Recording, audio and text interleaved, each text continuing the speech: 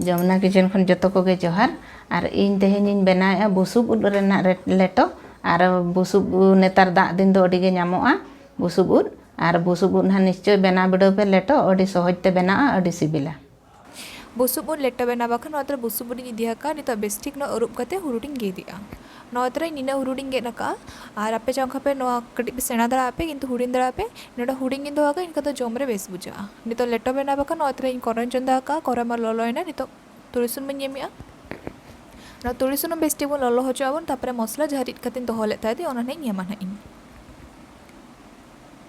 नोतरे सुनुमा ललोयना नितो देखा पे कना मसला चेक को इदियाका नोडिंग इदियाका पियाज रिट कना नोदा रसुन और अदा रिट कना नोदा जीरा और रोहन मरिच मेधाते रिटका नोदरे सुनुमा ललोयना बेस्टिक नितो दो पियाज पेस्टिंग येमिया रसुन पेस्टिंग येमिया अदा पेस्ट और जीरा और रोहन मरिच मेधाते जहे रिटका ओना येमिया और नितो बेस्टिंग घंटाया नोडे गैस ना फ्लेम तो नोडे मीडियम गिन दोहाका नोआ माड़ांग अब उतुयाबन तापरे नोडे हलंग ना एमोआ नितो दो नोडे बेरेल मरिच नो बारिया गान नको हुरुडिंग गेनका ओना येमिया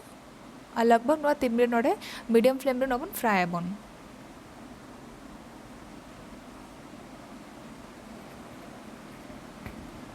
नोदर 3 मिनट पर नितो दो सासांग येमिया सासांग नोडे बिस्ती दरे येमिया जेतिर हलंग रे होना जेमति आदा मा ओना हिसाब ति येमिया नितो दो नोतरा नितो दो येमिया हाफ चम्मच गान कश्मीर लाल मिर्च पाउडर कलर बखरा और येमिया हाफ चम्मच गान गरम मसला एम कते तो बेस्टिंग घंटाया ना मसला जहाँ तना बेस इसिनुआ उना बेस लेटो ना सिबिल बुझा नोतर नेल पे मसला मडी छरा इसिना चिते नो साइड साइड खा ना सुनु मोडो कना मसला साइड साइड ते माने मसला वो अडी बेस्ती इसिना कना नितो दो जहाँ उट गेट कते दोहलता दो ओना येमिया और नितो बेस्टिक ना मसला रिंग घंटा मेसाया नोडे गैस नोडे मीडियम टेकिन दोहाका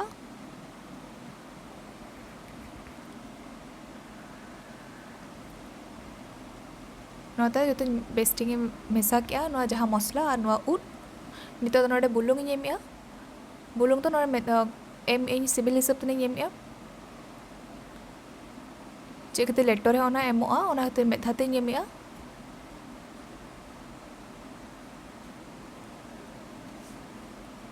जेहेतु बुलुंग एमाकाना नितो नोडे इये खा दा ना ओडोका नेल पे कम कम दा ओडोको कना नितो ना एसेट कते लगभग 5 मिनट रखा नकाबन इसिन हो जायबन नोदरे नेल पे 5 मिनट पर देलाते बन नेला चिलका नेलो कना नोता नेल पे पूरा दा जो ताहलते ओना दा तेगे ओना इसिनेना नितो जेहेतु हलंग हो इसिन बखरा दरकारा ओना खातिर नोडे दा येमिया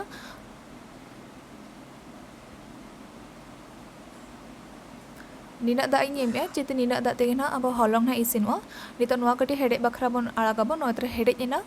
नितो दो इन हलंग येमिया ना हलंग मत बांगना एक्चुअली दो नो चावले नोका कटी कटी नोका रुख रुख गुंडा हका आपे चावका में हलंग पे एम दड़ा आपे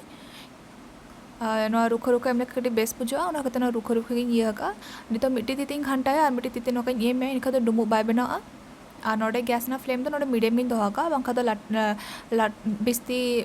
स्पीड लेनका नो लातर ना लटका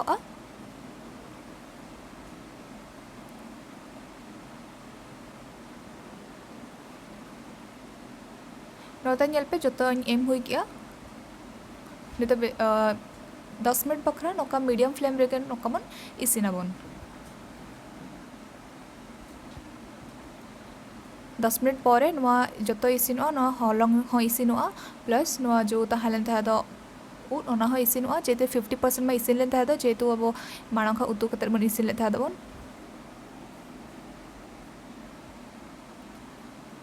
नोता नेल पे 10 मिनट पर